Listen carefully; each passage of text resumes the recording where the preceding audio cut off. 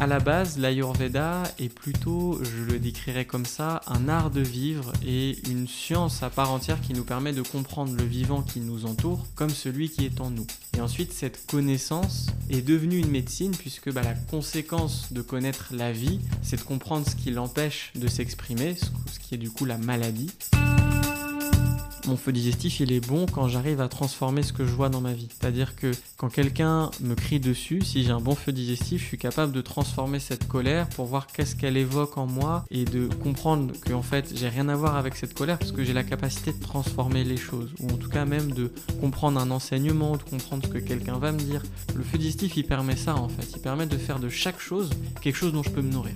Dans l'alimentation comme dans notre vie.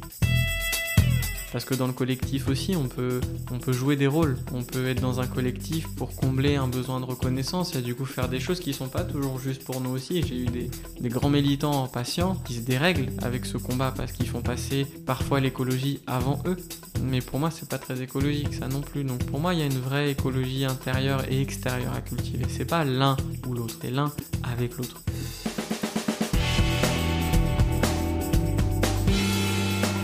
80% des métiers de 2030 n'existent pas encore. Je suis Chloé, je suis ingénieure, curieuse et multipassionnée de tout ce qui touche au vivant. J'ai donc décidé de créer un nouveau métier, vivantologue. Dans ce podcast, je pars à la rencontre de ces humains badass qui, par passion et ou par profession, protègent ce précieux vivant. Le vivant en soi et le vivant sur cette planète.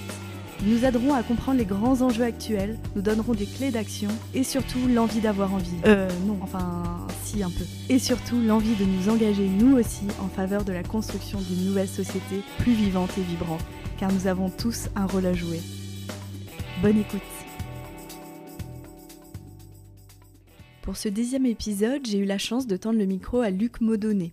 Je l'ai rencontré au festival de l'Aclusa, je suis allée un peu par hasard à un de ses cours de Kundalini Yoga et j'ai tellement aimé que j'ai re-signé pour tous les suivants sans hésiter. Luc s'est formé au Kundalini Yoga dès ses 15 ans et j'ai toujours été émerveillée par ces humains qui savent très tôt ce à quoi ils veulent dédier leur vie. Le Born Ready vu sur la page Instagram de Pogba, un jour d'errance numérique. Pour ma part, je suis surtout born fatiguée, ça c'est clair. Trêve de plaisanterie, j'ai 35 ans à l'enregistrement de cet épisode et j'aime dire avec une pointe d'humour, pour ne pas trop effrayer, que je ne sais toujours pas vraiment ce que j'aimerais faire de ma vie. Hier encore, j'hésitais à postuler pour travailler les week-ends d'été au parc des oiseaux à côté de chez moi, car la beauté de ce parc me fait du bien et que pourquoi pas. À l'heure où le CDI reste le tampon de normalité, je vous avoue me sentir un peu comme un lion en cage. J'aimerais tout vivre, tout voir, tout sentir, tout expérimenter, de la dame pipi aux toilettes les plus coolos à exploratrice des fonds marins, à coach pour retrouver notre capacité à rugir. Étant à peu près adulte et devant payer des factures, j'ai repris il y a quelques mois un poste salarié sur un nouveau métier, faut pas déconner, et après avoir obtenu un 80% inespéré, je voulais vite relancer ce podcast. Car je crois bien que malgré tout, ce que je préfère faire au monde, c'est partager des mots rebelles à faire tomber tous les murs, comme le dit une si jolie chanson. Sauf qu'après plusieurs postes, déménagements, formations, années à entreprendre, dans une société du toujours plus vite, toujours plus optimisée, j'ai craqué. Parallèlement, puisque le hasard est une jolie conspiration, je suis tombée sur les vidéos de Luc.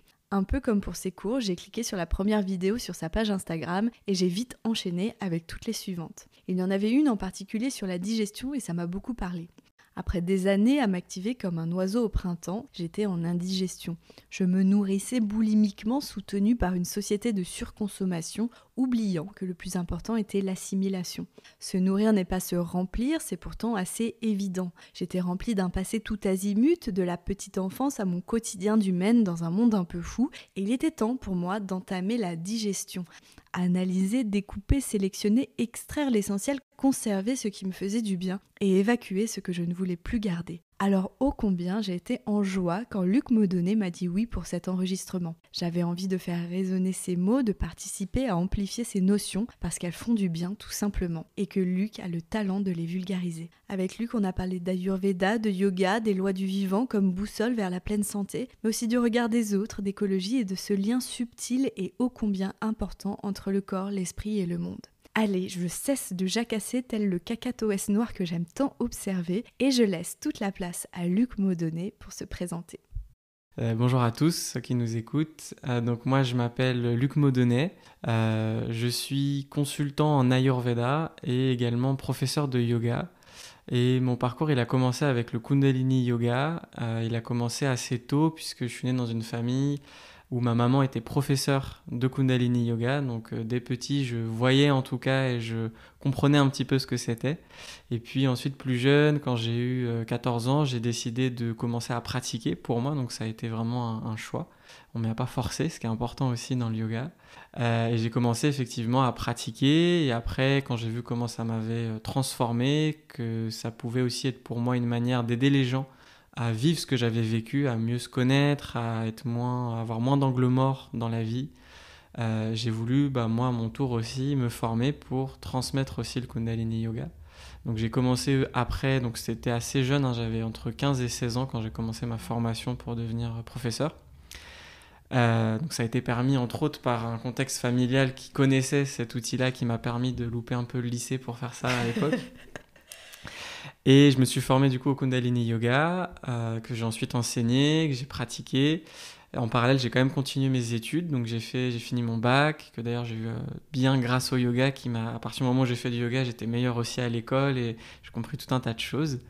Et ensuite, j'ai fait des études de commerce après le lycée. Et je continuais à enseigner le Kundalini Yoga à côté. Et à un moment, quand il était venu le moment de continuer des études en alternance, j'avais envie en fait de plus être séparé entre mon activité d'enseigner le yoga et l'activité commerciale que j'avais à l'époque. Et du coup, j'ai rencontré Atma, que certains connaissent peut-être, qui fabrique des infusions médicinales qui sont réalisées selon la médecine de l'Ayurveda. Et c'est comme ça que j'ai eu accès à l'Ayurveda. Et du coup, comme j'ai commencé à travailler dans cette entreprise, je me suis intéressé à l'Ayurveda, qui m'a été du coup transmis par mon enseignant actuel, qui est le Vaidya Narendra Das, qui a créé les infusions de chez Atma. Et c'est comme ça que j'ai commencé, en apprenant les infusions, à comprendre ce qu'était l'Ayurveda et à vouloir ensuite arrêter l'activité de commercial pour vraiment me spécialiser dans l'art qu'est l'Ayurveda et me dédier ma vie à part entière à ça. Trop bien, merci beaucoup. Alors tu as commencé à en parler, tu proposes donc maintenant des consultations et des formations en lien avec l'art de l'Ayurveda. Peux-tu nous présenter selon toi la vision de ce qu'est l'Ayurveda, puisque ça peut parfois paraître un peu intimidant comme approche? Tout à fait. Donc déjà, le mot Ayurveda, il n'est pas facile pour tout le monde même à prononcer, puisque c'est un mot sanskrit. Donc le sanskrit, c'est une langue qui était utilisée à l'époque en Inde, notamment dans les textes classiques qu'on a de l'Ayurveda, ils sont en sanskrit. Mais le mot Ayurveda, ce qu'il veut dire, si on le traduit en tout cas pour mieux le comprendre, c'est connaissance, c'est ce que veut dire le mot Veda, et Ayu se fait référence à la vie, à ce qui bouge, à ce qui change en permanence. Donc l'Ayurveda, c'est la connaissance du vivant, sous différentes formes. Donc à la base, l'Ayurveda est plutôt, je le décrirais comme ça, un art de vivre et une science à part entière qui nous permet de comprendre le vivant qui nous entoure comme celui qui est en nous. Et ensuite, cette connaissance, par défaut, je vais dire ça comme ça, est devenue une médecine puisque la conséquence de connaître la vie, c'est de comprendre ce qui l'empêche de s'exprimer, ce qui est du coup la maladie. Et en connaissant le vivant, on peut utiliser l'Ayurveda comme une médecine et vraiment comme une médecine clinique. C'est utilisé aujourd'hui comme ça en Inde où il y a des hôpitaux et c'est un art effectivement qu'on peut utiliser pour soigner, pour guérir, donc dans une approche effectivement clinique. Mais ce n'est pas la première vocation de l'Ayurveda qui est plutôt, je le décrirais comme ça, un art de vivre en conscience et qui n'est pas uniquement une médecine et qui n'est pas uniquement réservé aux personnes qui souhaitent devenir des médecins en Ayurveda, parce qu'effectivement c'est un cursus très complet et complexe, mais simplement des gens qui veulent comprendre les lois de la nature, qui veulent comprendre comment leur corps fonctionne et qui veulent être accompagnés dans la santé, mais pas au sens clinique qu'on a de la santé, puisqu'en Ayurveda, le mot santé en sanskrit se dit sva sta. Sva veut dire le soi, sta fait référence à l'endroit. Donc en fait, l'Ayurveda est un art, une connaissance qui permet à notre soi profond d'être à sa place, de s'exprimer. Donc c'est vraiment une connaissance de soi et un outil qui nous aide à comprendre qui on est, comment on fonctionne et à honorer surtout ce qu'on veut profondément faire en nous-mêmes. Pour moi, c'est ça l'Ayurveda avant tout. Trop bien. Et ce que tu expliques, donc tu publies des nombreux contenus sur ta page Instagram, des lives passionnants, je conseille à tout le monde d'aller les écouter. Et en fait, si j'ai bien compris, ce que tu dis, c'est qu'on tombe malade quand finalement on n'est plus aligné au rythme de la nature, c'est ça? Et je me demandais si tu pouvais justement le redire avec des mots peut-être plus justes selon toi et nous donner quelques exemples de lois de la nature qui peuvent nous aider à être en santé. Donc effectivement, pour nous, la maladie est toujours le résultat de tout un tas de causes et de conséquences d'ailleurs. C'est-à-dire que quand quelqu'un est malade en Ayurveda, plutôt que de simplement vouloir résoudre sa maladie, ce qui était aussi le cas d'ailleurs dans la médecine allopathique, et ça l'est encore chez certains praticiens, c'est qu'est-ce qui fait que le corps, qui est une entité intelligente, donc qui est capable de maintenir un équilibre par lui-même, sans qu'on le veuille, notre cœur il bat à une certaine vitesse, nos cellules mortes sont évacuées, enfin il y a tout un tas de choses qui se passent sans qu'on en soit conscient. Donc le corps est une entité intelligente, régulatrice, c'est-à-dire qui par elle-même maintient un équilibre. Il fait froid, la température du corps va s'adapter, on a besoin de repos, on va être fatigué pour qu'on aille dormir, etc. Donc notre corps par lui-même sait ce qu'il faut faire pour maintenir son équilibre. Et ce qu'on cherche à comprendre en Ayurveda, c'est où est-ce que cet équilibre est corrompu et qu'est-ce qui a corrompu entre guillemets cet équilibre. Donc une des premières choses par exemple qui va nous déséquilibrer et qui pour nous en Ayurveda est source de la maladie, par exemple, c'est le fait de ne pas respecter certains signaux du corps, que ce soit par exemple la fatigue, que ce soit la satiété, ou que ce soit par exemple une douleur ou un mécanisme. Par exemple, pour se guérir, le corps va générer ce qu'on appelle la fièvre. On connaît tout ça, quand on est malade, on a de la fièvre. Qu'est-ce que permet la fièvre ? La fièvre va augmenter la température corporelle à l'intérieur du corps, puisque certains virus, quand il y a une infection, ne peuvent pas survivre si la température du corps dépasse nos 37,5. Ensuite, cette fièvre va nous permettre justement de mobiliser certaines cellules immunitaires qui vont pouvoir passer plus rapidement, parce que la chaleur va dilater et permettre des échanges. Ça, c'est notre corps qui, dans son intelligence, se régule. C'est une loi de la nature. Quand il y a une infection, s'il y a infection et que cette infection pénètre malgré un système immunitaire qui est normalement fonctionnel, la fièvre va se déclencher. Cette fièvre et cette infection immunitaire ce virus va permettre de renforcer notre immunité, ce qu'on appelle l'immunité acquise. C'est ce qu'on connaît, on dit oui, on fait notre immunité, on tombe malade, etc. C'est comme ça que marchent certains vaccins d'ailleurs, on se fait un peu tomber malade pour renforcer l'immunité. Si on ne respecte pas ça et que on prend quelque chose pour couper la fièvre, on boit beaucoup de café pour être performant, pour être actif, qu'on n'écoute pas ce besoin du corps de se reposer et juste de se laisser faire, là on va contre la loi de la nature et effectivement on peut se dire c'est bon, en 3 jours je suis soigné, mais c'est là où le terrain va commencer à se dérégler, l'immunité ne va pas pouvoir se faire et qu'on va commencer à tomber très souvent malade par exemple. Donc le fait de ne pas respecter les besoins de notre corps et ce qui va déclencher, ça veut pas dire qu'il faut forcément rien faire quand on a de la fièvre, c'est pas ce que je dis, mais c'est un exemple où on a du mal à prendre des temps de repos. Je donne un dernier exemple simple pour que les gens puissent comprendre aussi, le fait de ne pas dormir la nuit par exemple, le fait de ne pas respecter les cycles des saisons. L'hiver est une saison de régénération où les nuits sont plus longues, donc on est supposé plus se reposer puisque c'est un moment où on capitalise sa régénération. Le fait de vivre en hiver comme en été va induire une fatigue, le corps n'aura pas pu récupérer comme il aurait été censé le faire et c'est ce qui va nous affaiblir un petit peu durant toute l'année et on va avoir, des allergies, on va être plus fatigué, on va avoir des problèmes de sommeil, tout un tas de symptômes qui pour nous en Ayurveda de manière globale, pour le résumer parce que c'est un peu plus complexe en réalité, peuvent prendre racine dans le fait que le corps a perdu sa vitalité. Qu'est-ce qui fait que le corps a perdu sa vitalité ? Qu'on ne l'a pas écouté et qu'on n'a pas respecté les cycles naturels de la nature qui sont des cycles de régénération et d'équilibre pour nous. Passionnant, je te remercie. Tu disais dans une de tes vidéos d'ailleurs que la qualité de notre année est dépendante de la qualité de notre hiver et je trouvais ça très intéressant parce que là on sort de l'hiver et pour ma part je suis un peu fatiguée parce que j'ai pas levé le pied de tout l'hiver et je me dis qu'il y a peut-être des changements à opérer personnellement. Donc je te remercie pour ça, on va continuer à en parler évidemment. J'aurais été intéressée que tu nous dises également ta définition du yoga. Tu appelles le yoga une science sœur de l'Ayurveda. Comment nous expliquerais-tu ce qu'est le yoga selon ta vision, ton expérimentation, ta compréhension ? Merci de poser cette question parce que c'est un sujet qui m'intéresse puisqu'aujourd'hui le yoga est compris par les gens et parfois même présenté comme des postures physiques, des respirations ou bien le fait de chanter des mantras. Tout ça sont des outils, des pratiques pour atteindre le yoga qui n'est pas une pratique mais qui est un état. Donc le yoga en sanskrit, je reviens toujours au sanskrit, pas parce que je suis chauvin et traditionnaliste, mais parce qu'il y a un usage aussi et que les mots définissent des choses. Yoga veut dire union. En sanskrit, le mot yug, la racine yug qui vient de yoga, veut dire combiner, mélanger, unir entre eux des principes. Donc le yoga définit en fait un état dans lequel on est en union avec ce qui se passe en dehors de nous et ce qui se passe en nous. Donc avant d'être une pratique, le yoga est un état, et cet état effectivement peut être atteint, peut être cultivé par la pratique de posture, par la pratique de respiration. Donc une posture s'appelle un asana, ça s'appelle pas yoga, ça s'appelle asana, posture. Le travail de la respiration, certaines respirations s'appellent pranayama, technique pour mobiliser le prana.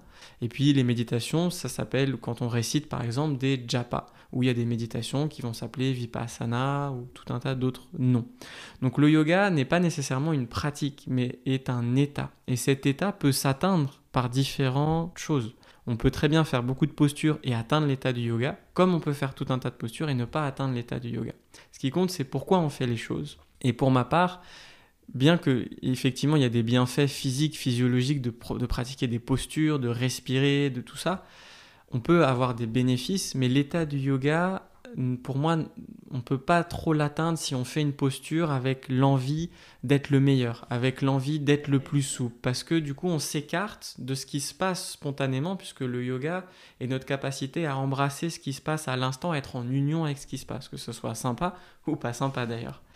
Et pourquoi je dis que l'Ayurveda est sœur ? Pour moi, l'Ayurveda est une forme de yoga, puisque l'Ayurveda nous pousse à cultiver une conscience et une union avec nous-mêmes par l'observation de notre corps, l'observation de la nature, qui est pour moi le yoga. Donc pour moi, le yoga doit se prolonger au tapis de yoga, c'est-à-dire que le tapis, la pratique est importante, et je ne dis pas le contraire, mais cette conscience qu'on va adopter sur un tapis doit être la conscience qui nous suit dans notre quotidien. Et c'est pour ça que j'ai embrassé l'Ayurveda aussi. C'est que quand j'ai vu ce qu'était l'Ayurveda, je me suis dit mais en fait c'est du yoga, mais dans tout, dans la manière de manger, la manière de regarder la nature, la manière d'interagir.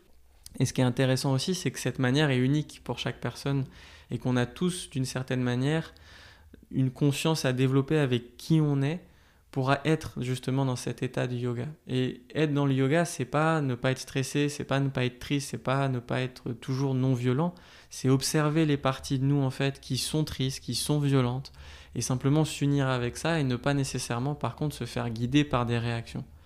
Et pour nous, l'Ayurveda, la première cause de toute maladie, c'est l'ignorance. C'est le fait de ne pas être dans le yoga, de ne pas être dans la conscience de soi, de notre corps, de ce qui se passe autour de nous. Oui, t'expliques beaucoup souvent que c'est le fait de ne pas réagir finalement à tout ce qui nous arrive. Et c'est vrai qu'on est tellement, moi je trouve qu'on est tellement dans une société qui va vite que c'est simple de réagir tout le temps et de ne plus être et d'oublier de juste prendre quelques minutes pour se revenir à soi. C'est pas évident cet état de yoga, mais en effet, s'il peut se cultiver en cuisinant, en faisant du jardinage, peut-être que ça peut se pratiquer un peu sur toute la journée. Lors de la préparation de cette interview, nous avons parlé d'élan de vie, car c'est un thème qui me passionne. Je trouve en effet qu'autour de moi, en tout cas c'est mon cas, nous sommes nombreux à sortir de l'hiver un peu fatigués. On est un peu éteints, on n'a plus trop d'élan de vie, plus trop de projets. Et je te posais la question, est-ce que l'Ayurveda peut aider à retrouver cet élan de vie quand on est un peu perdu ? Qu'est-ce que tu dirais aujourd'hui ? C'est justement, et c'est une très bonne question, parce que c'est le but de l'Ayurveda, c'est de retrouver ce qu'on appelle cet élan de vie. Alors après, il faudrait définir ce qu'est l'élan de vie, mais pour le définir, en tout cas pour nous, la définition de la santé, comme je disais, c'est quand le soi, il est à sa place, quand on a l'impression que notre soi s'exprime pleinement et qu'il y a de l'enthousiasme, qu'il y a une capacité aussi à pouvoir se nourrir des gens, de ce qui nous entoure et toutes ces choses-là. Donc le but de l'Ayurveda est de retrouver cet élan de vie, et donc c'est de comprendre qu'est-ce qui empêche cet élan de vie de circuler en nous, de s'exprimer, qu'est-ce qui fait qu'on n'arrive pas à savoir qu'est-ce qu'il faut faire, où on est perdu dans notre vie, où on se sent pas bien, on se sent fatigué, etc. Il y a plusieurs réponses. Une de ces réponses, pour être très concret, est physiologique dans le corps. C'est-à-dire que pour nous en Ayurveda, quand on va accumuler tout un tas de choses qu'on n'arrive pas à digérer, Donc par exemple, on a trop mangé, et c'est pas forcément lié uniquement à ce qu'on mange, on en parlera après sûrement, mais quand on a ce qu'on appelle des toxines, donc ce qui est une toxine pour nous en Ayurveda, c'est ce qui n'a pas pu être digéré dans le corps. Donc même si on a mangé des aliments sains, mais qu'on ne les a pas digérés, ça devient une toxine. Quand on a tout un tas de toxines, ou en tout cas même d'aliments lourds qui vont s'accumuler dans notre intestin ou dans notre corps, eh bien on va porter en nous cette énergie de lourdeur, puisque pour nous, ce qu'il y a dans notre intestin, c'est ce qu'il y a dans notre tête. Donc si nos intestins sont pleins, sont encombrés, sont lourds, sont lents à évacuer, etc., eh bien on va avoir un mental aussi obstrué. Et ça, en Ayurveda, on appelle ça tamas. On appelle ça aussi en yoga. Tamas, c'est le mot qu'on a défini pour une sorte d'inertie du mental, où on n'a pas envie de bouger. C'est un peu ce qu'on sent quand on vient de manger et qu'on a mangé beaucoup. Il y a une forme de lourdeur. Et cette lourdeur nous prive d'un discernement qui normalement fait partie de la santé, le discernement, ce qui est bon ou pas pour moi, ce que je veux, ce que je ne veux pas. Et aujourd'hui, tout ce qui va être lourd, humide, mal digéré dans les qualités, puisqu'en Ayurveda on parle beaucoup de qualités, eh bien va avoir tendance effectivement à nous mettre dans une forme de fatigue, de confusion. On pourrait pour que les gens visualisent un peu comme un yaourt. Vous voyez, yaourt, c'est comme si vous étiez dans du yaourt, vous avez du mal à bouger. D'ailleurs, les gens en situation de toxémie, peuvent avoir mal aux articulations quand ils se lèvent, ils ont du mal à se lever le matin, ils ont du mal à faire la transition entre ce moment de lourdeur qu'est le sommeil et ce moment d'activité qu'est la journée. Donc, c'est normal, ça peut être le résultat effectivement d'une accumulation de toxines, d'un feu digestif qui n'est pas assez fort, d'une alimentation qui est peut-être trop lourde, trop humide, et puis aussi d'un épuisement qui est pour moi très significatif dans les consultations que j'ai en ce moment. C'est d'un système nerveux épuisé, d'une saturation en fait où on n'est plus capable d'assimiler parce qu'on a trop d'informations, on a trop de paradoxes en nous, on ne sait pas quoi faire, on ne sait pas quoi manger. Donc il y a aussi une forme où on est perdu, et je le résumerai à cette perte de discernement, cette perte d'intelligence intérieure. Puisque pour nous, en Ayurveda, quand il y a le discernement, on sait ce qui est bon pour nous, on le sent, on sait quand on doit se reposer. Et pour ceux qui ne savent pas trop comment accéder à ça, il y a une entité qui constamment nous guide, qui est la nature. Et du coup, de constater quand est-ce que je suis en décalage avec la nature, ce qui est ok, on ne peut pas toujours dormir quand il fait nuit, mais ok, je vois qu'il y a un petit décalage. Quand je vois la nature l'hiver et je me vois moi bouger comme un oiseau au printemps, peut-être que oui, il y a un décalage, et quand je ne sais pas forcément quel rythme adopter, moi j'invite les gens à regarder ce qui se passe dans la nature, sans forcément le copier, mais au moins voir s'il n'y a pas un décalage et prendre conscience de ce décalage. Passionnant. Tu disais dans un de tes lives que notre capacité à nous nourrir n'est pas forcément liée à la qualité de nos aliments, mais à cette capacité de digérer ce qu'on assimile, que ce soit, j'imagine, pour l'alimentation ou pour tous les pans de notre vie. Et je me demandais si on pouvait revenir un peu sur cette digestion, et peut-être, est-ce que tu peux nous partager quelques clés qui peuvent nous aider justement à activer cette digestion? Est-ce qu'il y a des aides pour nous aider à ce processus? Donc oui, effectivement, ça c'est quelque chose que j'aime beaucoup parler, parce qu'on prête beaucoup d'intention à quel régime faire, quel aliment, etc. Et donc en Ayurveda, on ne prête pas uniquement attention à l'alimentation, puisque l'alimentation et les aliments ont une grande importance, mais ce qui compte, c'est ma capacité à les digérer. Donc nous, ce qu'on va regarder d'abord, c'est quelle est la force du feu digestif de la personne. Donc déjà, on va essayer de comprendre, est-ce que cette personne digère bien ou pas, puisque la digestion, c'est ce qui permet de faire pénétrer un aliment qui ne fait pas partie de moi dans mon corps. Et pour ce faire, il y a tout un tas de procédés, de processus qui vont se passer. On va cuire, on va faire fondre, on va découper. Donc on a de l'acidité dans l'estomac, on a des enzymes qui sont comme des ciseaux qui vont découper des chaînes de molécules pour que ça puisse pénétrer à l'intérieur du corps. Donc ça demande énormément d'énergie de digérer. Donc pour nous, ce qu'on cherche d'abord à voir, c'est quelle est l'alimentation la plus digeste, pas forcément quelle est la meilleure. Parce que je donne souvent cet exemple, parce que c'est un petit peu à la mode et on ne sait pas trop s'il faut le faire ou pas, c'est par exemple de manger cru. Ça, sur le papier, c'est très intéressant parce que tout ce qui est cru est riche en aliments, riche en minéraux, riche en vitamines, et que toute cuisson va appauvrir un aliment dans ça. Sauf que le cru, c'est un aliment qui est dur, qui est froid, qui est sec, alors que le fruit de la digestion, quand l'aliment il passe dans le tube digestif, il se fait chauffer, il se fait cuire, il se fait réduire en bouillie, parce que c'est cette forme-là, ce qu'on appelle le chyle ou le chyme, qui permet l'assimilation. Donc, un aliment cru, effectivement, est très intéressant, sur les qualités qu'il porte, mais très dur à digérer. Alors qu'un aliment cuit, qui a un petit peu moins de principes actifs, lui, il va être très facile à digérer puisqu'il a déjà la forme. Donc le corps, il va avoir besoin de moins réchauffer, de moins couper. Donc on va d'abord s'intéresser à l'assimilation. Et effectivement, cette assimilation, c'est la plus importante puisque des fois, j'ai des gens, ils mangent de la viande, mais ils sont toujours en carencé. C'est bizarre. Et d'ailleurs, c'est assez fou de regarder ça. C'est que plus on avance dans le temps, plus on est carencé. Il y a des études qui montrent que les carences augmentent énormément. Pourtant, on n'a jamais eu autant de diversité alimentaire. Donc, c'est pas qu'une question de ce que je mange, c'est surtout une question de ce que j'assimile. Et ça vaut d'ailleurs pour des remèdes. Des fois, il y a des remèdes qu'on prend, mais on n'est pas capable de les assimiler. Donc, soit ils vont pas nous nourrir, soit ils vont au contraire même nous alourdir. Donc, c'est vraiment l'entité qu'on appelle Agni, qui veut dire le feu, qui est le plus important. Donc comment est-ce qu'on reconnaît un bon Agni par exemple pour que les gens sachent? C'est que normalement quand le feu digestif est bon, on n'est pas fatigué après le repas. On ne va pas avoir de douleur digestive. Tout ce qui est ballonnement, gonflement, spasme est signe d'un Agni qui ne fonctionne pas bien. On ne va pas forcément être carencé. On va avoir une faim et une satiété qui est claire. C'est-à-dire que les gens sont capables de définir qu'ils ont vraiment de l'appétit. Alors qu'il y a beaucoup de gens en fait qui mangent parce qu'ils ont plutôt envie de manger. Mais il n'y a pas vraiment d'appétit. La satiété, elle est claire, c'est-à-dire que je sais quand j'ai suffisamment mangé et je vais avoir une capacité aussi à vraiment correctement digérer, me nourrir de ce que j'ai. Donc quand j'ai un bon feu digestif, même si je mange des choses un peu lourdes, je suis capable de les digérer, je ne vais pas me sentir nécessairement plus lourd ou avoir tout un syndrome comme des ballonnements, des gonflements, de la fatigue, le fait de prendre du poids aussi alors que je ne mange pas forcément une alimentation ou même de ne pas en prendre est aussi signe d'un mauvais feu digestif. Les gens qui mangent tout et qui grossissent pas, c'est parce qu'ils assimilent pas. On dit « Ah, t'as de la chance, tu manges... » Mais en fait, c'est juste qu'ils s'assimilent pas et c'est pas forcément un bon signe non plus. Donc c'est ça un bon feu digestif. Et d'une manière subtile, mon feu digestif, il est bon quand j'arrive à transformer ce que je vois dans ma vie. C'est-à-dire que quand quelqu'un me crie dessus, si j'ai un bon feu digestif, je suis capable de transformer cette colère pour voir qu'est-ce qu'elle évoque en moi et de comprendre que en fait, j'ai rien à voir avec cette colère parce que j'ai la capacité de transformer les choses ou en tout cas même de comprendre un enseignement, de comprendre ce que quelqu'un va me dire ou même de me nourrir de quelqu'un. C'est-à-dire de me nourrir d'une interaction que je vais avoir, c'est aussi lié avec mon feu digestif plus subtil qui va me permettre par exemple de percevoir derrière ce que quelqu'un va dire. Si quelqu'un me critique, si j'ai un bon feu digestif, je vais être capable de percevoir qu'en fait, il est juste jaloux, que ça fait écho à quelque chose en lui de profond. Le feu digestif, il permet ça en fait. Il permet de faire de chaque chose quelque chose dont je peux me nourrir. Dans l'alimentation, comme dans notre vie.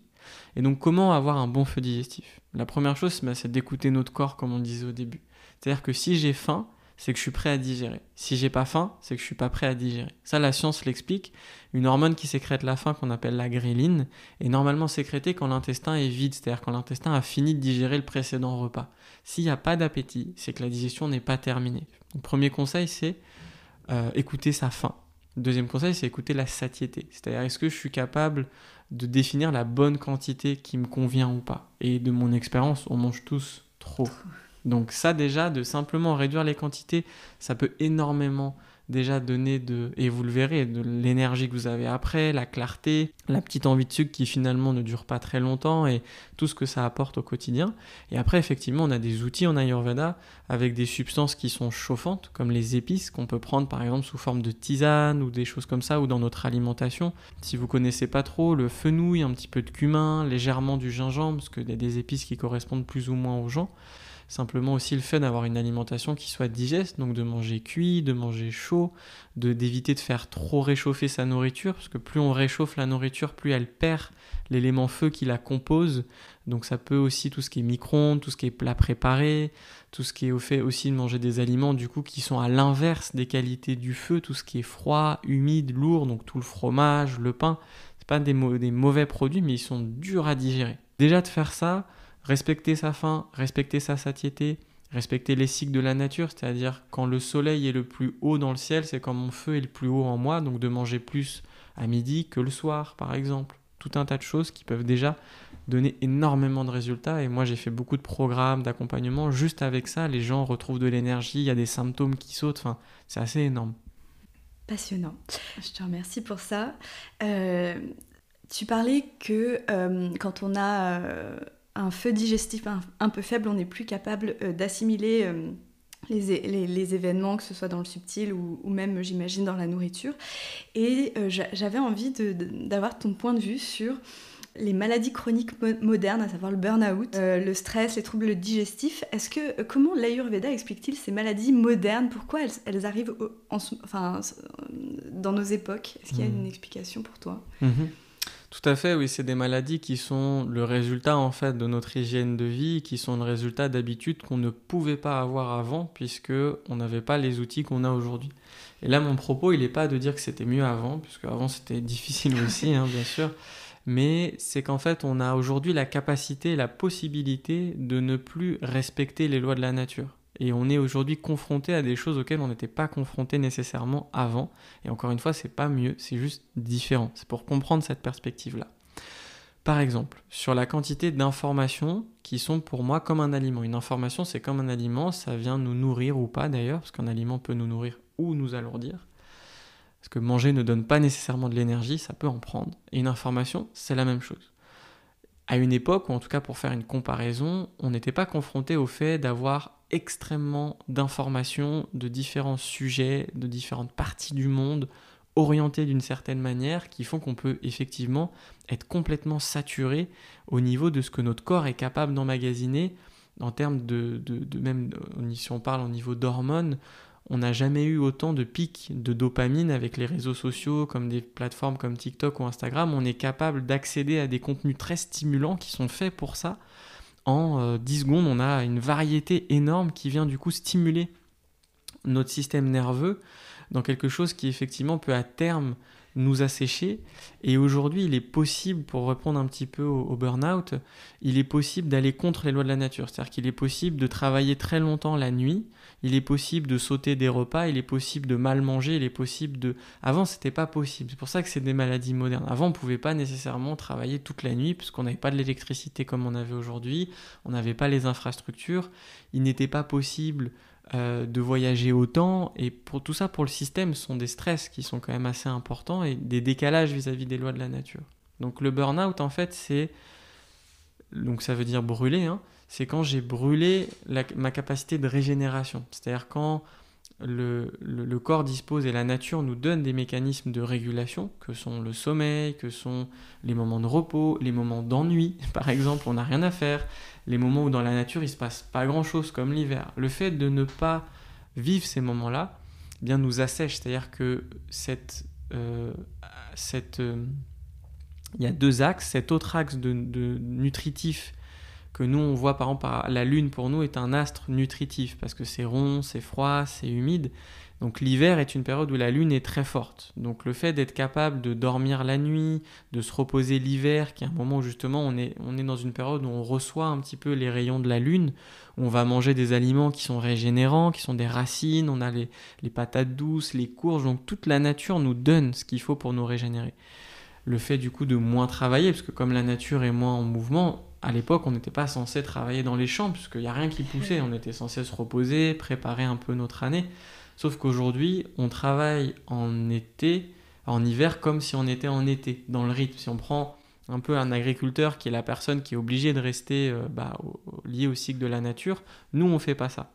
Donc c'est pas forcément mauvais, mais c'est ce qui peut expliquer le fait qu'on accumule une fatigue qui n'est pas normale et qui peut derrière tellement dérégler le corps qu'on a aujourd'hui des maladies auto-immunes, c'est-à-dire que le corps il est tellement confus, il est tellement perturbé dans son fonctionnement qu'il va s'attaquer contre lui-même. Donc ça c'est le résultat d'une perte de cohérence avec les lois de la nature. Et pour moi le burn-out c'est quand le corps, la seule solution qu'il a c'est de nous mettre KO par terre parce qu'on l'écoute plus en fait.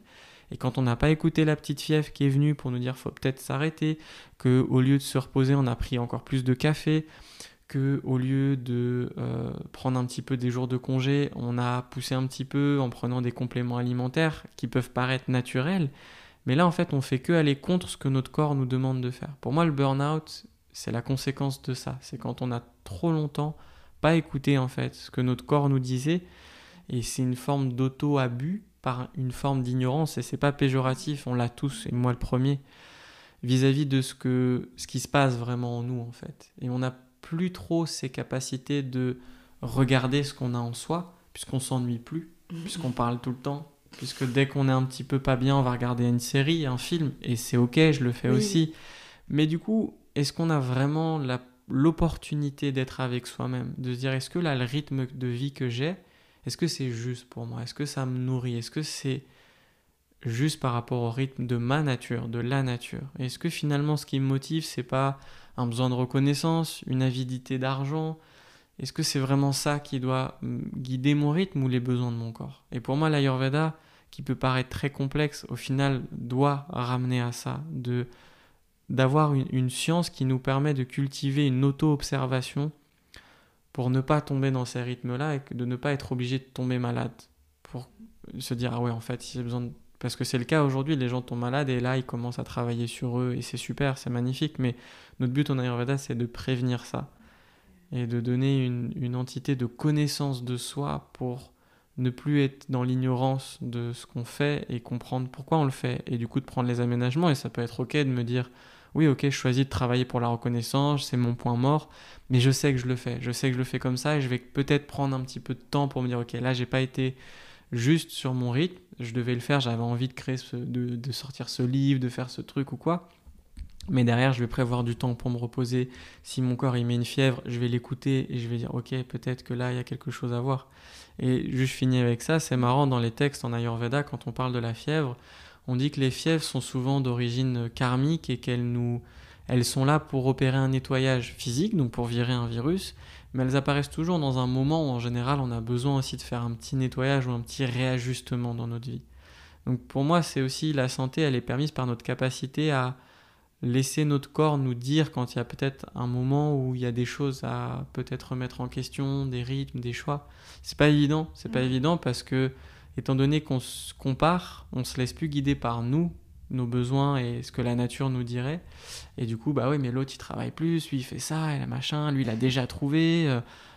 Et pour moi, c'est ça qui peut nous dévier encore plus, encore une fois, de notre soi, notre rythme, de nos besoins à nous. Et c'est comme ça que je le vois en tout cas, cette maladie-là. Après, il y a plein d'explications plus techniques, mais c'est global, je le dirais comme ça.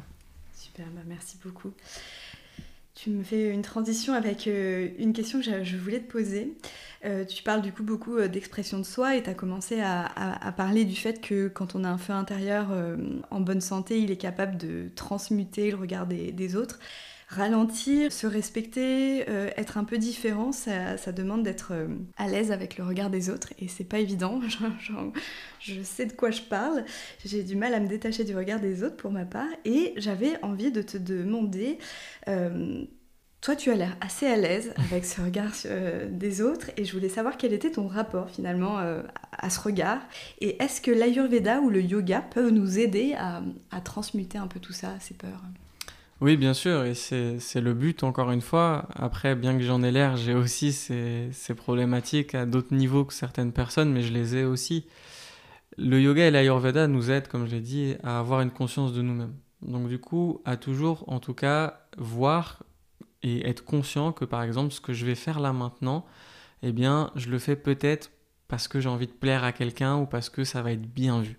Donc déjà, le fait de voir ça, c'est déjà une première étape qui permet d'identifier un petit peu, ok, bah, je me rends compte que finalement ma vie, je prends un exemple par exemple, j'ai toujours voulu rendre fier mon père ou j'ai toujours voulu avoir la satisfaction de mes parents, donc j'ai fait un peu le métier qui, dans leurs critères à eux, les rendait fiers ou qui socialement dans mon contexte était reconnu comme bon. Donc ça, j'en suis conscient, mais je sens très bien en moi que c'est pas ça qui me fait vibrer et qu'en fait, au lieu d'être, je sais pas, comptable, avocat ou quoi, moi ce qui m'éclate c'est de peindre, par exemple. Eh bien, de fait d'être conscient de ça est déjà pour moi une première étape extrêmement importante, puisqu'on dit en Ayurveda, là où va la conscience, va le prana, va l'énergie. Et déjà, le fait de prendre conscience de quelque chose va nous faire changer ça et va nous guider de manière très naturelle à prendre des ajustements. Et pour moi, cette capacité de l'Ayurveda, c'est à comprendre qu'on est tous différents. L'Ayurveda explique qu'on a tous des constitutions différentes, qu'on est tous composés d'éléments en nous, de 5 éléments, hein, l'espace, l'air, l'eau, le feu et la terre, dans des proportions différentes, et que ce qui correspond à quelqu'un peut ne pas correspondre à moi. Donc c'est assez intéressant quand il y a quelqu'un qui dit « Ah ouais, j'ai fait ce régime-là, ça m'a fait super du bien », vous faites ce régime-là et vous, ça vous fait super du mal. C'est-à-dire que ce qui peut être bien pour quelqu'un peut ne pas être bien pour moi. Ça veut dire qu'on n'a pas tous les mêmes besoins et que l'Ayurveda nous dit que se comparer et vouloir calquer notre vie sur la société ou sur quelqu'un n'est pas ayurvédique, n'est pas sain pour soi. Et pour moi, c'est une des premières sources de maladie, c'est de vouloir faire comme tout le monde. D'ailleurs, manger alors qu'on n'a pas faim, mais socialement, il faut manger à midi, il faut finir son assiette, donc je vais me rendre malade pour ça alors que j'ai pas le feu digestif pour digérer. Donc l'Ayurveda nous pousse déjà à remettre en question tout ce qu'on fait pour les autres et à comprendre qui on est.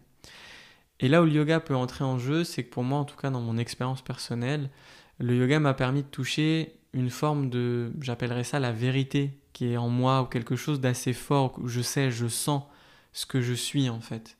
Et ça, une fois qu'on l'a touché, qu'on a été en contact avec ça au moins une fois, eh ben ça nous quitte plus jamais. Et toutes les fois où on va s'écarter de ça, parce qu'on le fait constamment, eh bien on va le voir et il y aura toujours cette petite vérité en nous qui nous dit oui mais on sait on n'est pas ça. On sait qu'on n'est pas ça et du coup pour moi le signe ultime c'est quand la désapprobation de l'autre n'a plus d'impact parce que l'approbation que moi j'ai de moi-même est beaucoup plus forte que ça.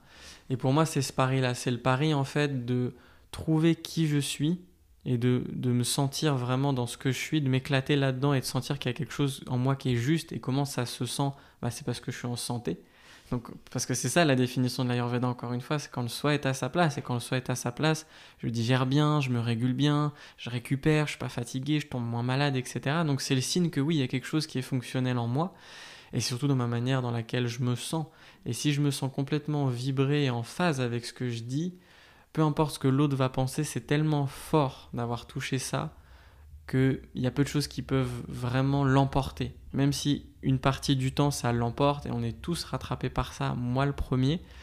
Et c'est là encore une fois où la nature aussi me guide et me soutient. Là, je parle personnellement de « Ok, autour de moi, ça bouge, mes collègues, ils font plein de projets, ils montent plein de trucs, mais... » Moi, je sens que je suis fatigué, je sens que ce qui est juste pour moi, même si j'aurais envie de monter un super truc, un super stage et tout, je sens que là, ce qui est juste pour moi et de m'honorer vraiment, c'est d'aller m'asseoir contre un arbre, de parler avec quelqu'un, que peut-être que moi, mon approche en Ayurveda, c'est pas de, je sais pas, faire des super cures de 10 personnes, mais juste de faire un podcast comme ça, et c'est là où moi, je suis bien, c'est là ma zone de génie, et d'honorer ça et de le sentir, en fait. Après, ça peut bouger, ça peut commencer déjà par ce voyage vers son soi.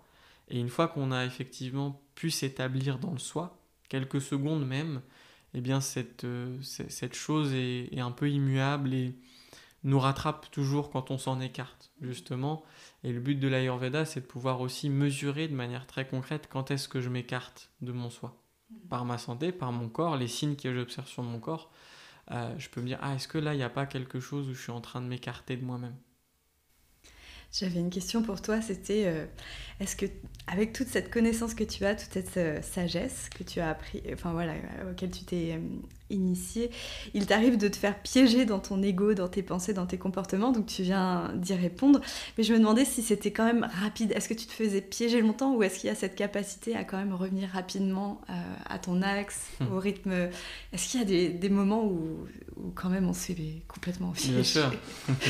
Bien sûr, et moi je m'en rends compte dès que je pratique un petit peu moins ou que je suis surtout vivant à Paris et pratiquant à Paris, je me fais constamment rattraper malheureusement par le rythme de cette ville qui est très intense. Et par exemple, pour donner un exemple concret, j'ai beaucoup de mal à pouvoir poser des limites sur des gens qui veulent me voir, faire des consultations. J'ai envie de répondre aux gens qui ont envie de creuser l'Ayurveda. Et parfois, ça se fait au détriment de mon besoin de repos. Mais au final, au fond de moi, je sais très bien que pour servir les autres, il faut d'abord que je me serve moi-même, qu'il faut d'abord que je respecte mon rythme, que je ne sais pas cohérent de pas, moi, suivre les lois de la nature pour enseigner aux gens de les suivre. Mais c'est très compliqué de pouvoir le faire quotidiennement, notamment quand je pratique pas. Alors que quand je pratique et que tous les jours, j'ai un petit temps de méditation, que je me remets dans ma faim, dans ma satiété, tout de suite, je peux le ressentir beaucoup plus rapidement en fait dans mon corps. Et plus on fait de l'Ayurveda, plus on fait du yoga, plus ça peut être violent ou direct d'avoir le feedback en fait des décalages qu'on a. Et ce qui est intéressant en fait là-dedans, parce qu'on peut se dire ah ouais mais du coup on va toujours revenir, il n'y a jamais de moment où on est calme. Oui, parce que c'est la vie et parce qu'on a tous des angles morts qui sont profondément et viscéralement ancrés en nous, qui vont nous faire revenir à des choses. La seule chose qui change avec le yoga et l'Ayurveda, c'est qu'on apprend de ces décalages. Et plus je suis en décalage, parce qu'on le sera tout le temps, Je pense pas, ou alors peut-être dans certains plans, on n'est plus jamais décalé, on est toujours aligné avec soi, mais en ayant une famille, en vivant dans notre société, avec notre culture, etc., c'est très difficile. Et pour moi, c'est ça la richesse du yoga et de l'Ayurveda. C'est pas nécessairement qu'on va moins faire d'aller-retour dans ces décalages du soi, mais qu'on va apprendre de ces allers-retours-là, qu'on va comprendre que ça fait partie de la vie, qu'on va lâcher des attachements aussi qu'on pourrait avoir à une forme de paix et de béatitude constante qui n'existe pas. Ce n'est pas la vie, c'est impermanent. Et du coup, de pouvoir garder quand même une conscience qui observe ça. Et pour moi, la richesse, c'est ça. La richesse, c'est pas qu'on va sortir des vagues de la vie, c'est qu'on va pouvoir surfer un peu plus dessus et en tout cas vivre en conscience ça et du coup apprendre, grandir, pouvoir aider des gens qui vivent ça aussi en partageant son expérience. Et pour moi, c'est ça que ces sciences m'ont apporté. C'est cette conscience et cet apprentissage de chaque chose. Alors je te remercie, j'aurais encore 2 questions à te poser, le temps défile. J'aurais bien aimé savoir, on est quand même dans une société qui est assez matérialiste, et j'aurais bien aimé avoir rapidement ton avis sur comment tu vois les choses, sur ce côté très matériel, est-ce que vis-à-vis de toute la philosophie de l'Ayurveda. Dans l'Ayurveda et dans l'équilibre de l'Ayurveda, on dit que pour atteindre l'équilibre, on parle de artha en sanskrit. Et artha fait partie des plaisirs, avec kama aussi, qui est un des piliers de la libération, pour nous en Ayurveda. Donc en Ayurveda, on n'exclut pas le fait d'avoir des biens matériels, de pouvoir atteindre une forme de libération, etc. Pour moi, le fait qu'on soit porté sur le matériel, c'est pas le matériel qui est un problème en soi, c'est notre attachement à ce matériel qui a une difficulté. Et c'est quelle est ma relation avec cette matérialité et d'être vraiment clair avec ça. C'est-à-dire est-ce que je suis en train de prendre, est-ce que ma vie et les plaisirs de ma vie sont définis par le fait d'acquérir, et honnêtement, je pense que tout le monde peut témoigner que c'est très éphémère, ou est-ce que sans me priver de matérialité et nécessairement devenir un moine, je vais plutôt cultiver mon argent, mon énergie pour aller sur des choses qui vont vraiment me nourrir. Et pour moi, je reprendrai cette phrase de ma mère qu'elle m'a toujours dit, elle m'a dit « L'argent est un bon serviteur, mais un mauvais maître ». Et pour moi, c'est ça, c'est si cette matérialité, elle est au service de notre soi et de ce qu'on veut faire, pourquoi pas. Mais si elle devient la condition d'atteindre un certain état, je pense que ça peut être très piégeant. Et pour moi, il y a cet équilibre entre ne pas nécessairement rejeter la matérialité comme on pourrait penser que la spiritualité l'invite. Je pense pas que ce soit ça. Mais quelle est notre relation à ça? Quelle est notre relation à l'argent, qui est une énergie en fait d'échange, et quel est mon lien à ça et qu'est-ce que ça vient faire écho en moi? Quel est mon lien avec pourquoi j'ai besoin de posséder? Est-ce qu'il y a vraiment un besoin d'être en confort et d'honorer ça? Parce qu'il y a des gens, ils ont besoin d'avoir une forme de confort. Est-ce que c'est obligé? Non, je pense qu'on peut le surpasser, mais il y a des moments où on a besoin d'une forme de confort. Et il faut être honnête avec ça sur soi, mais est-ce que je laisse ce confort me guider et est-ce que je suis dans cette boucle infernale de consommation, d'avidité, et en tout cas de voir si ma vie n'est pas le reflet d'une avidité constante, de vouloir plus, de vouloir accumuler des sensations agréables, ou est-ce que aussi je suis capable de ok, j'ai froid, j'aurais envie de mettre un truc ou de m'acheter un truc un peu plus cher, mais quelle est la partie de moi qui veut ça? Quelle est la partie de moi qui veut paraître? Quelle est la partie de moi qui ne peut pas non plus regarder l'inconfort du froid, par exemple? Et pour moi, ce qui est encore une fois important, c'est d'être en conscience et d'être au clair avec ça et de ne pas se laisser en illusion et en ignorance avec cette consommation, et de savoir que notre argent est une énergie. Dans quoi je mets mon énergie? Et c'est intéressant de regarder, ah bah tiens, là mon argent il est passé dans je sais pas, des trucs à acquérir, ça me sert pas à grand chose, j'accumule. Pourquoi j'accumule en fait? C'est pas le problème des choses, c'est qu'est-ce que ces choses viennent compenser qu'on n'a pas en soi. Et tant qu'on n'a pas vu ce que ces choses viennent compenser, en fait, je consomme parce que j'ai fondamentalement un manque d'amour et que je me sens aimé ou je me sens en sécurité, mais finalement, c'est pas le fait d'acheter le problème. Le fait, c'est qu'il y a une insécurité profonde qui n'est pas traitée, et c'est dommage de rester dans la matérialité parce qu'en fait, ça résout rien en réalité. Et que du coup, on puisse observer notre tendance matérialiste, qu'est-ce que ça vient combler en moi? Qu'est-ce que je viens essayer de remplir? Et de trouver un moyen de vraiment le remplir. Parce que je pense que le fait d'acquérir ne remplit rien. Et du coup, ok, j'acquiers, j'achète, mais qu'est-ce qui motive ça? Donc je me juge pas et j'apprends de ça. Et ah oui, en fait, je me vois que ça vient nourrir un besoin de profondément être reconnu. Ok, intéressant. Qu'est-ce qui fait que j'ai besoin d'être autant reconnu? peut-être parce que moi j'ai du mal à savoir qui je suis, à me reconnaître. Et est-ce que j'ai pris le temps de savoir qui j'étais, de savoir ce que j'aimais, ce que je voulais? Ah bah non, en fait je me rends compte que ma vie, elle est le résultat de tout ce qu'on m'a toujours dit de faire. Bon bah peut-être que je vais prendre du temps pour... Donc tu vois, simplement euh, un truc que j'ai acheté, une question, et vivre en conscience cet achat peut m'amener en fait à revenir vers moi. Donc c'est pas le fait d'acheter ou pas qui est pas bon, comme le fait de ah mais je vais pas acheter parce que je le mérite pas. Des fois il y a des gens, ils ont besoin d'acheter pour faire le pas de, en fait, dans l'énergie, ouais, je mérite ça, je mérite de m'acheter quelque chose de beau et qui me fait plaisir parce que je me donne de l'amour. Donc on peut pas dire il faut acheter, il faut pas acheter, il faut consommer, il faut pas consommer, il faut avoir, il faut pas avoir. C'est quelle est l'énergie derrière ça et d'être très au clair avec ça. Je te remercie. Est-ce que je peux te poser une dernière Bien sûr, question? Ouais.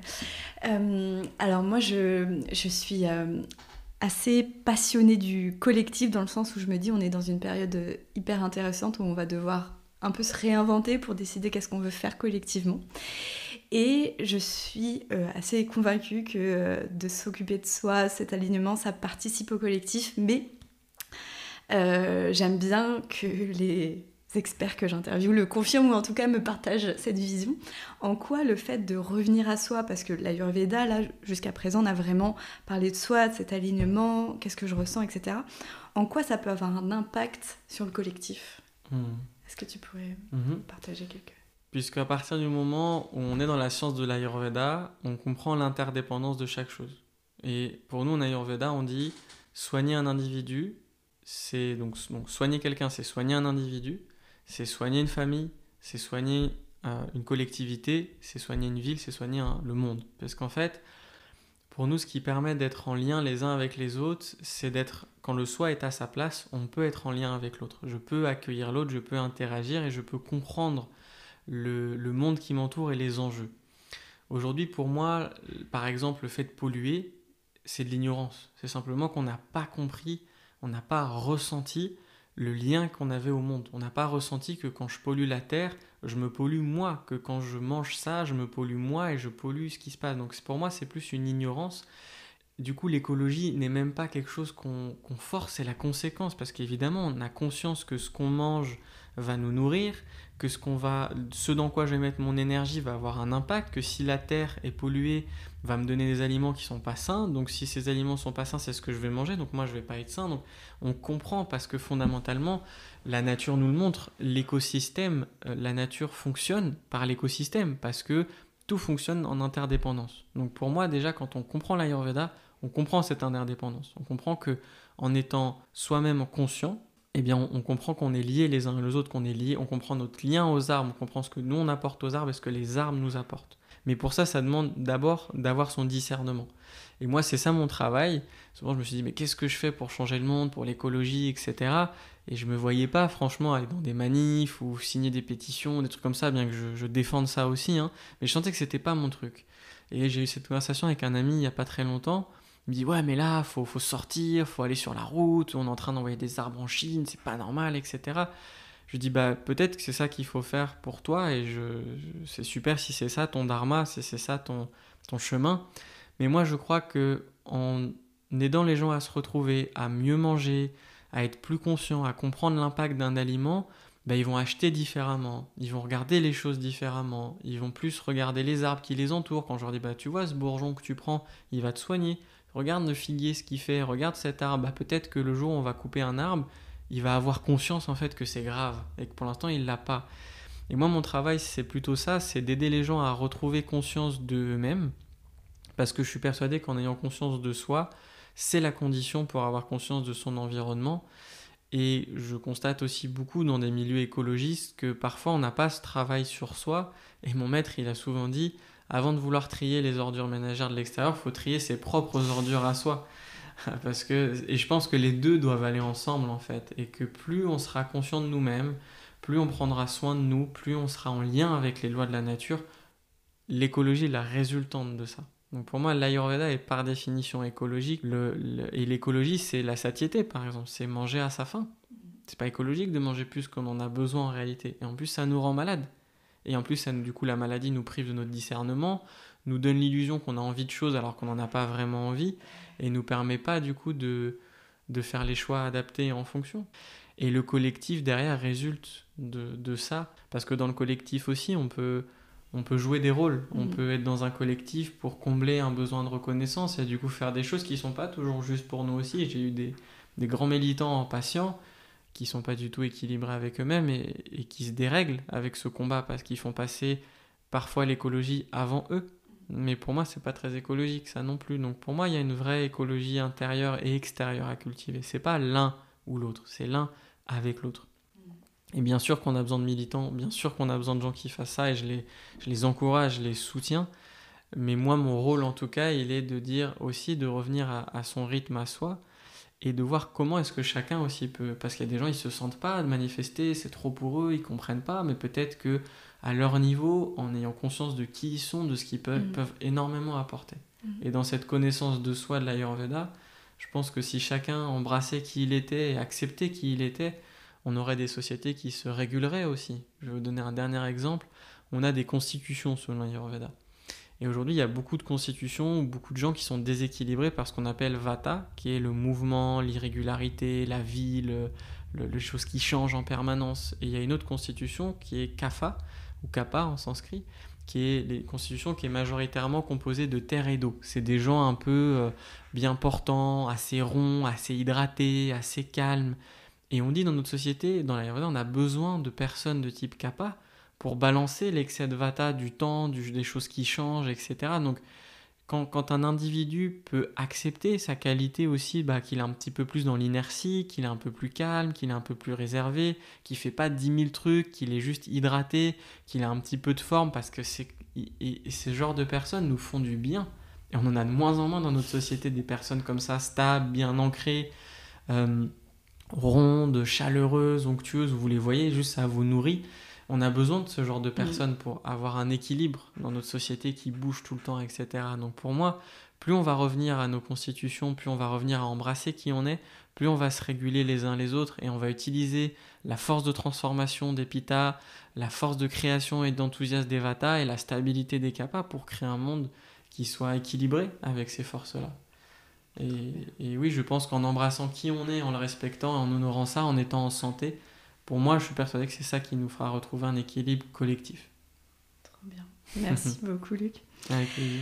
Quelles sont tes actualités du moment et comment on retrouve tes services ? Donc actuellement, ma principale activité, c'est d'offrir du coup des consultations en Ayurveda, donc des moments individuels dans mon cabinet à Paris, à Montparnasse, ou en visio pour ceux qui ne peuvent pas se déplacer non plus. Donc ça, c'est vraiment un moment privilégié pour aborder les sujets qui vous concernent avec différentes approches.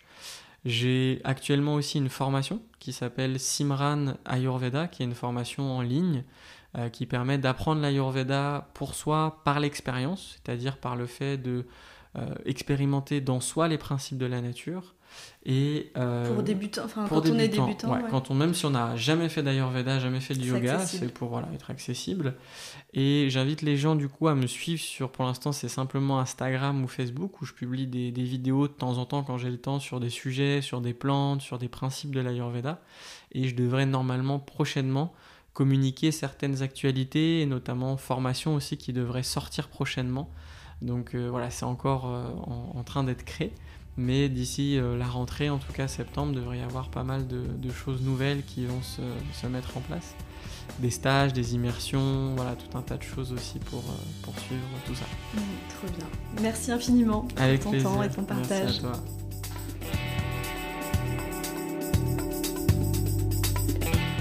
Merci pour votre écoute. Je serais heureuse de savoir avec quoi vous repartez de cet échange avec mon invité. Qu'est-ce qui vous a parlé en particulier ? Pour cela, vous pouvez le partager sur la page Instagram. Vous pouvez également laisser un avis sur les plateformes de diffusion ou le partager autour de vous à des personnes qui pourraient être intéressées. Merci pour votre aide et je vous dis à très bientôt pour de nouvelles explorations autour de la notion du vivant.